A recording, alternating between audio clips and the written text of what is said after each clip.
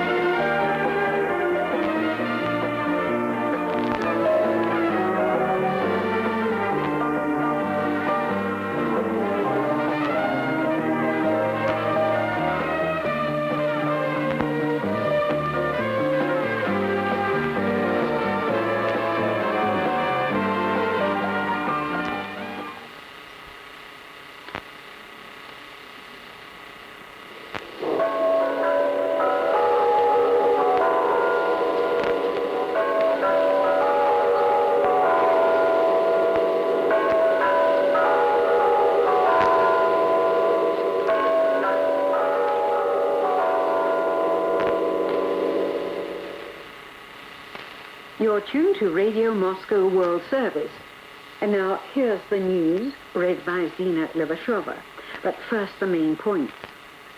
The Soviet leader, Yuri Andropov, has said that the militaristic policies of the United States administration pose a grave threat to world peace. The Indian Prime Minister, Mrs. Indira Gandhi, has called for the prevention of a repetition of the tragedy of Hiroshima on a global scale.